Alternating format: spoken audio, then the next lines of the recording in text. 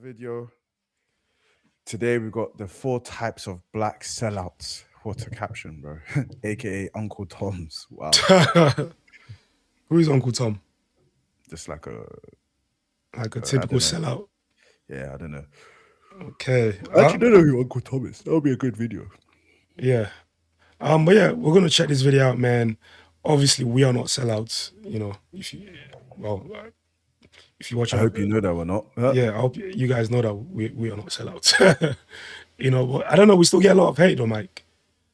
That's natural. If you're doing well, you're gonna get hate. Yeah, but at least we're not sellouts, you know. We're not out here hating If on you ain't black got people. haters, you're doing something wrong. Because Mike, I'm not gonna lie to you, Mike. We could gain far more views if we hit on black people, bro. Seriously, the views will go crazy. I wouldn't be able to do that, bro. Yeah, same. But yeah, we're gonna check it out. Make sure to smash this like button. Sub to our Patreon, man. Let's go. 400 years, white supremacy has had one hidden weapon more powerful than chains, guns, or whips. And that weapon is us, our own people. History shows us that oppression doesn't survive just because of external force. It survives because of internal betrayal. Today, we're breaking down the 4 types of black betrayal that keep us shackled, generation after generation. And as you listen, ask yourself, have I seen these patterns in real life? Do I know someone who fits one of these roles?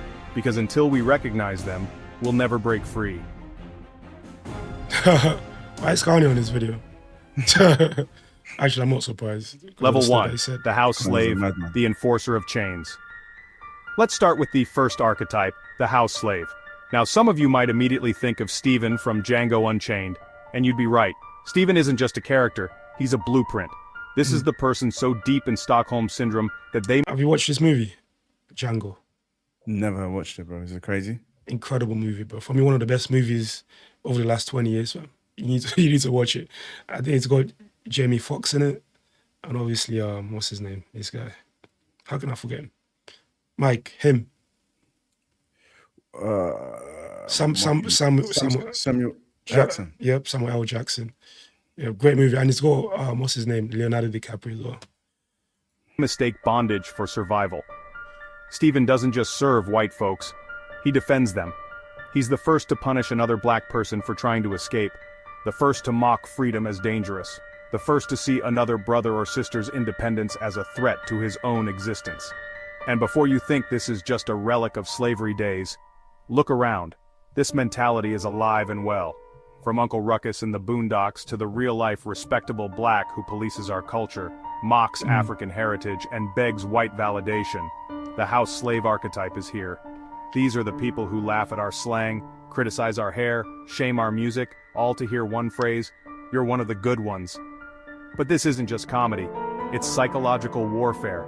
The house slave convinces the world that we're happy in chains, and convinces us that freedom is a threat. That's betrayal level 1. Level 2, the assimilationist celebrity, disappearing the black identity. Next up is the assimilationist celebrity. They don't come at us directly, instead they vanish from us. They master code switching to the point of self-erasure. They tell white audiences, "I don't see color," while quietly distancing themselves from their community. Remember O.J. Simpson? He famously said, "I'm not black, I'm O.J." Quote, Tiger Woods, he literally invented a whole new racial category. Jay-Z made a song about this term. There's a song called 444. Okay. Yeah, great song. How can you not claim yourself as black, bro? What kind of rubbish is that? I'm O.J. Quote, Tiger Woods, he literally invented a whole new racial category, Cablinasian, just to avoid being called black. But here's the trick. When life gets rough, when careers crumble, when reputations collapse, suddenly they remember they're black. Suddenly, they run back to the very community they abandoned, asking for support. This level of betrayal is subtle but deadly. Why? Because it makes selling out look glamorous. It teaches the next generation that success means erasing your roots, that the cost of admission to white spaces is silence about your blackness. And when these celebrities fail to speak up on police brutality, systemic racism, or community struggles, their silence speaks louder than words. It tells us, your suffering isn't marketable enough. That's betrayal level 2. Level 3, the puppet politician, giving racism a black face. Now we get to the most theatrical betrayal, The puppet politician. This is the person with power, influence, and a platform. But instead of using it to uplift their people, they use it to validate white supremacy. Let's talk about Kanye West. Remember when he said George Bush doesn't care about black people? Fast forward, and the same man is rocking MAGA hats, walking with Candace Owens, and telling the world that 400 years of slavery sounds like a choice. Yeah. Think about what that means.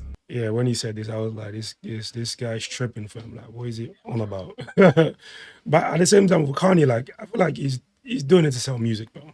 You think? Yeah, he's doing it to ruffle feathers. You know, he thrives off of controversy, fam. That's a terrible thing to thrive off, man. Yeah, but you know, these men are ruthless out here, fam. They'll do anything to be successful. You know, that's the thing. He wasn't just talking nonsense. He was Are you a telling fan of white Kanye? America exactly what it I wanted. mean, I was like, I don't know him personally, but like, I'm a big fan of his music. I think he's one of the greatest rappers of his generation, in my opinion. But like, personally, I don't know. He has said some crazy stuff. You know, that's there, innit? Yeah. Means. He wasn't just talking nonsense. He was telling white America exactly what it wanted to hear, that slavery wasn't that bad, that racism is exaggerated, Yep. that black people are responsible for their own oppression. And when he doubled down, when he let himself be paraded around by Trump, when he went full conspiracy theory anti-Semite, suddenly the same people who used him as their token black friend abandoned him. The puppet politician is tragic because they have everything: money, fame, respect, and a platform that could spark real change. But instead they choose validation from white elites over liberation for their own people. That's betrayal level 3. Level 4. The tragic compromiser. Respectability politics in action. Finally, we arrive at the most complex form of betrayal, the tragic compromiser. For this, we go back to Booker T. Washington. Now I know, some of y'all are ready to defend him. And yes, his intentions were good. He built schools, he uplifted thousands, he genuinely loved black people. But let's not ignore the damage. His Atlanta Compromise speech in 1895 told black folks to cast down your bucket where you are, to accept segregation, focus on vocational training, and prove we deserved equality instead of demanding it. On the surface, that sounds practical, but in reality, it gave white America permission to delay justice. It told oppressors, don't worry, we'll wait for freedom, take your time. Meanwhile, lynching skyrocketed. Jim Crow laws solidified. Black Wall Street was burned, and white supremacists pointed to Booker T's words as justification. Even their leaders say they should wait. That's the tragedy. The compromiser means well, but ends up enabling the very system they want to dismantle. And today, we still see this pattern. Leaders urging patience while our people are killed in the streets, pastors preaching forgiveness while bullets fly, politicians telling us to work within systems designed to destroy us. Good intentions don't stop oppression. That's betrayal level 4. The common thread, serving the same master. So what do these 4 types have in common? They all serve the same master. The house slave convinces white folks they're good masters. The assimilationist celebrity convinces us we can escape our blackness. The puppet politician gives racism a black face. The tragic compromiser convinces us to wait for freedom. Each one provides cover for white supremacy, psychological, cultural, political, or moral. Together, they form an ecosystem that sustains oppression. And here's the most tragic part. Every single one of them could have been a freedom fighter. The house slave's intelligence could have been used for resistance. I think, you know, this is why white people have been very successful in exploiting black people, bro. Go on, why? It's because they identify the weakness within black people. Black people, for the most part, don't work well together, man, compared to like white people. You know, just like, for example, like the slave trade, you know, these men went out there to Africa so that, there was friction between black people within black communities, fam. And so they exploited that. You know, the people that sold, slaves, Mike, were black chiefs, black leaders, bro, in You Africa. would say that, yeah. Yeah, they were the ones that actually sold the slaves to white people. It's not like white people actually went out there and forcefully took slaves. I think it did happen, but it was few and far between. For the most part, it was African chiefs, African leaders that voluntarily sold their own people to white people. And, so that's what white people have been doing, just exploiting, blacks because they saw, there was division, Celebrity's platform could have amplified justice. The politician's power could have shaped liberation. The compromiser's love could have fueled revolution. But instead, their talents were captured, redirected, and weaponized against us. That's the genius of this system. It doesn't just oppress us from the outside, it recruits us to oppress ourselves. So the next time you see someone tap dancing for white approval, ask yourself, which level are they on? Because until we recognize these patterns, I've never heard someone say tap dancing for approval. That's a new one. Oh, sorry? I never heard someone say tap dancing for approval. Oh, I think I've heard that before. until we call them out, until we stop excusing betrayal as strategy, we will never be free. Now I want to hear from you. Which level do you think is the most dangerous? Which All of ones them. have you seen in your own life? All of them equally as dangerous, in my opinion. Yeah, equally. I agree with that.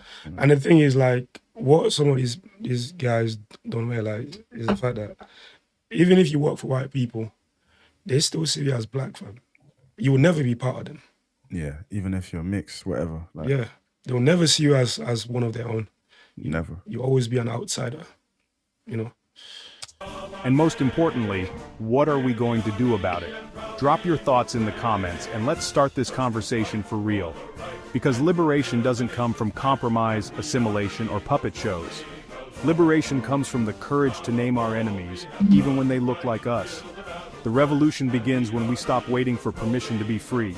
Are you ready to stop waiting?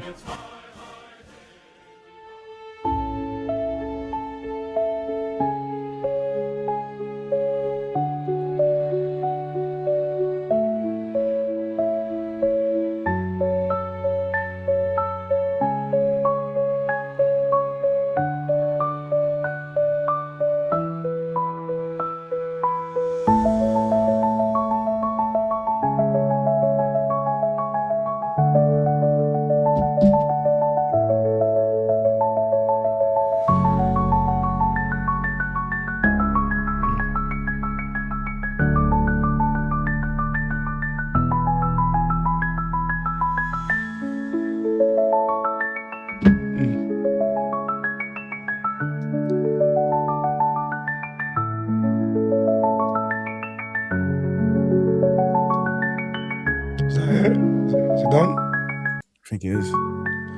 Okay. Well, yeah, I think we're gonna end it here. But yeah, Mike, what's your takeaway? Very interesting. You see the Tiger Woods and the OJ Simpson. Some people get to a level of Talking about O.J. fame. Simpson's, Jay-Z said, yeah, in one of his songs, he said, the song goes like, I'm not black, I'm OJ. Okay. Well, yeah, you should listen to that song, Mike. Full 44. Great song. Well, sorry about that. Yeah. Yeah, some people get to fame and it gets to their head and they forget their roots and where they came from, bro. Yeah. So yeah, literally. Always stay humble and just be proud. Be a proud black woman, a proud black man, or any color, man, any race. Be proud of your background and who you've come from, bro. Don't be a sellout. But yeah, For sure. And also, there's a fine line between being a sellout and keeping it real and holding your people to, accountable. yeah. There's a fine line because, people can get that confused a bit, because for me, criticizing your own people for good, it's not necessarily a sellout. I criticize black people for for making us look bad sometimes. Doesn't mean that I'm a sellout. It just means that I just want my people to do good things, innit? Being a sellout for me is about, purposefully, hating on your own people, so that you could move up the ladder or gain more recognition and stuff like that. Yeah. If you guys like the reaction, man, make sure to smash this like button. Let us know your thoughts in the comments below. Don't forget to like, comment, subscribe.